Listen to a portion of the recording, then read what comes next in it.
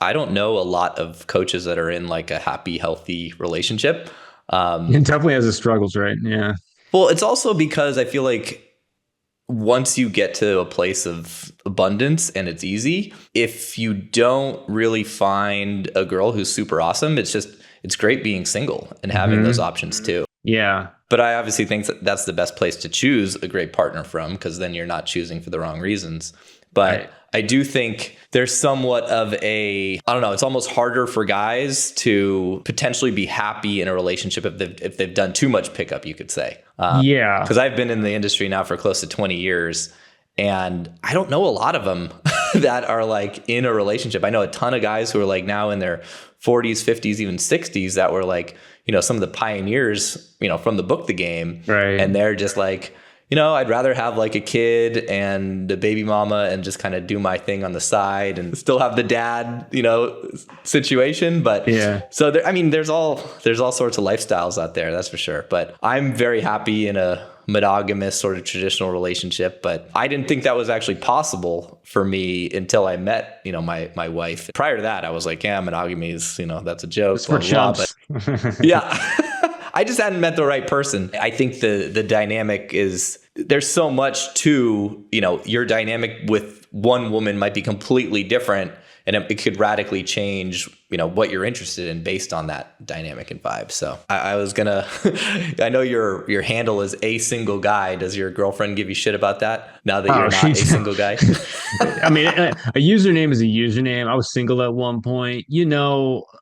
It's my YouTube channel is The Single Guy, and so when I started that, it was just an easy name to remember. But it was at the time I was single, and now it's more so of the guys watching it are the single guy. So you are the single guy watching it as a viewer, and how do you not become single anymore, or how do you get to a place of abundance where you enjoy being single, right? Those things are kind of what I turn to now. But I may change my name at some point to something else that's a bit more relevant. I just haven't found something that I really liked. But once I do, it'll change it. No, I love it. I think you should keep it. It's It's easy to great. remember, dude. It's Yeah, not hard. it's a great handle. I also love what you said about applying the lessons from physics and from athletics, because I had a very Right. similar sort of journey. I was an athlete growing up. I played hockey and then I played golf at a Hmm. collegiate level. And I played poker. Before I got into girls, I was really into poker, and that was during like the party poker boom in like 2003 to 2007. Before, Wow, that must have been fun. oh, I made so much money, and I wasn't even good. It was like printing money back then. It was so easy. I read one book, Lee Jones winning low limit Texas Hold'em. I started with Yeah. a $50 bankroll, and I built that into 50 grand by the Hmm. time I was like 23. And then I read The Game when I was 23. And that opened my eyes to like self-improvement and growth. And I saw so many correlations between game theory, playing optimally in Right. poker as to women, right? Because it's like it's a decision tree. It's different choke points along the way, right? Hmm. You say this, she's going to say that. You kind of model out in your head. Back Yeah. in the day, I was, the bar scene was huge. I was living down in San Diego and Uh-huh. going out in Pacific Beach and 4 or 5, 6 nights a week with my buddies, Yeah. doing all the wrong You shit, were using back all the in cringy. PB, tearing it up. Yep, yep, yeah. It was nuts. I mean, it's every day. There's a place that was going off with tons of Right. college students. I became obsessed with pickup, with self-improvement, all those sorts of things. I kind of quit golf at the time because I wanted to be Hmm. a pro golfer. Decided to be, my new thing was like, I want to be the best pickup artist. And that sounds obviously cringy now, but like at the time, Yeah, I said that too, and now I look back and I'm like, what does that even mean? right. I thought there'd be like all these people like at the end of the day be like, yeah, that guy's the best. It's like, no, well, You know? nobody. Yeah, yeah, yeah. Because if you think about it, like the more you learn about it, the more you realize that okay, walking up and picking up a woman is a great skill, but at the end of the day, you don't want to keep picking up women your whole life. Even if your goal is just to stay single your whole life, you want to live like Dan Bilzerian, right? Dan Bilzerian probably hasn't picked up a girl in 10 years.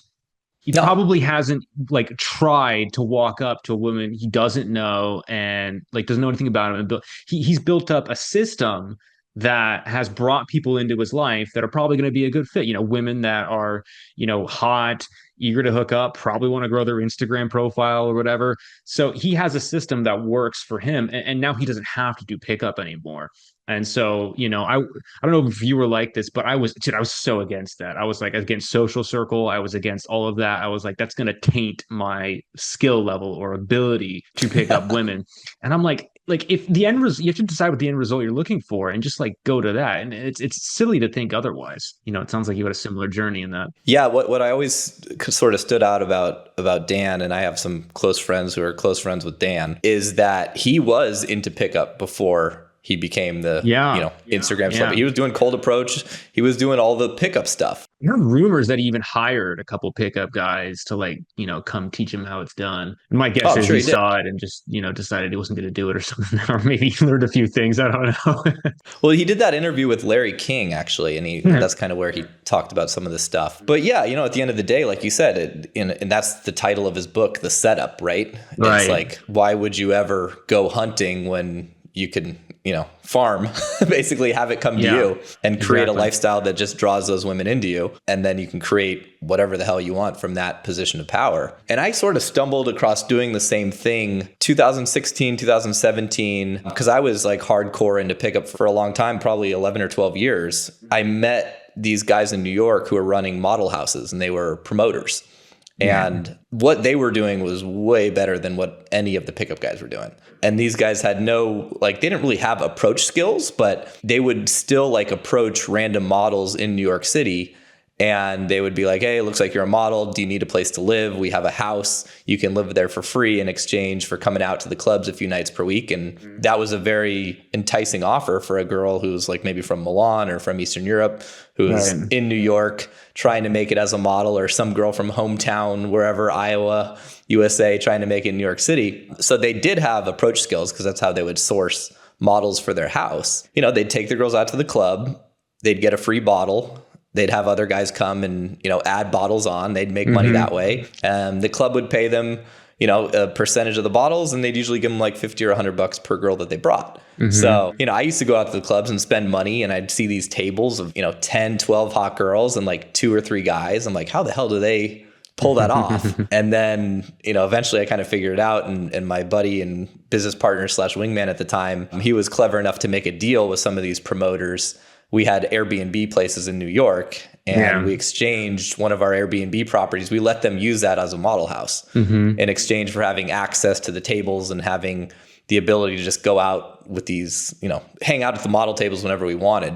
And all of the stuff I learned from pickup just did not work at all. I tried to game the girls. I tried to chat them up. It actually makes it worse if you try too hard doing that. Yeah. The only thing that worked was not giving a fuck, not even trying to talk to them, talking to the other guys at the tables, occasionally throwing ice at the girls and having fun, or, dancing a little bit, but not trying to dance with the girls, just having a good time, entertaining myself. And then slowly but surely the girls, because the ratio was in our control, it was, 3 to 1, 2 to 1, sometimes even more, they would start vying for my attention. And ultimately it's everything I learned from pickup, but I had to discard in a weird sort of way, but a lot of really good lessons too.